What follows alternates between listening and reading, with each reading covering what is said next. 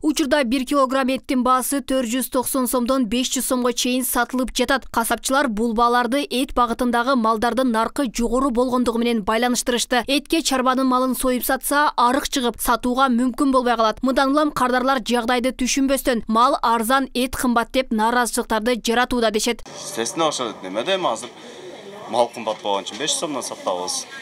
Арзан түшүп бактап турса биз деле арзан сатабыз. Озы жем кымбат, мал багыш кыйын болуп атат. Базардан канча сом алсак, мисалы ошо немесине карап сатабыз да биз. Көчтүн кеш 470-480 сом келет атабыз. Сода сал сузураак болот.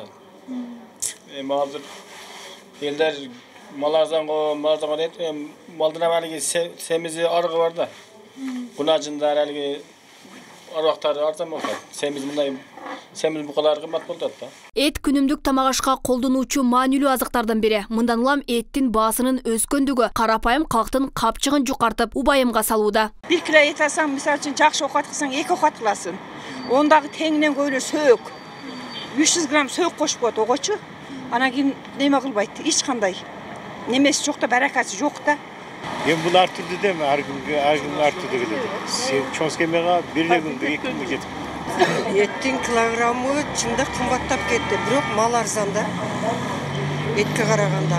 А ортодогу алиги чарба кылып багып аткандарга кыйын болуп атат, сатып аткандарга оңой болуп атат. Тоют жетишсиздигинен жемдердин кымбатташынан мал базарларда малдын баасы алда канча арзан. Бирок ошол эле учурда багылган эт берүүчү малдардын баасы жогору. Алсак фермер Шермат Мамиев 3 ай мeenет менен баккан 2 бодо малын базарга алып түшкөн. Кымбат, жем кымбат. 3 ай 4 ай багылат да, бул өзү 6 ай 7 айда өзүнө келет да.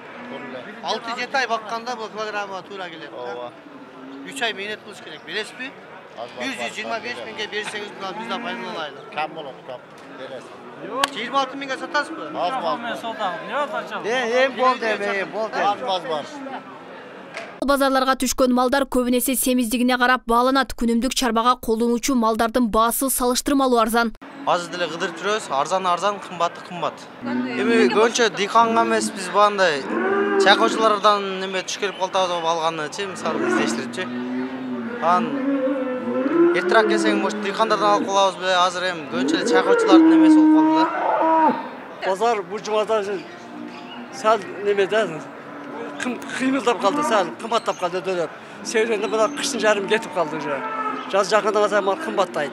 Эттин баасына калк тарабынан нааразычылыктар айтылган менен баа жөнгө салынбай келет. Кыргызстан малдын санына жараша өзүн эт менен 85% камсыздай алат. Учурда тирүү мал жандыктардын 15% көбүнесе эт багытындагы малдар Өзбекстанга экспортко чыгууда. Ошентип монополиянын специалисттери менен биздин Өзгөн районундагы жетекчиликтер менен тактап аракет кылып көрүшкөндө, ошо баанын эттин баасынын жогорулагандыгы баягы эт эмес, жем чөптүн жогорулагандыгына баалуу эметип, базар баасынан тышкаркы баасын ушундай деп бизге аныктап беришти да. Көбүрөөк экспортко кетип атат, анан малдын букалар көбүрөөк экспортко. Эт багытында ушул 2 тармакта ушу кочкор менен букалардын экспортко кеткендиги көп байкалып атат. Эске салсак, 2020-жылдагы пандемия жана мал экспортунун өскөндүгү эттин кымбатташына алып келген. Буга байланыштуу өкмөт тирүү малды экспорттоого тыюу салып, кайра чектөөнү алган. Мындай чектөө деле эттин баасынын төмөндөшүнө таасир эте алган эмес. Алмагүл Эркебай кызы, Бекмамат Султанов, 7 канал, Ош.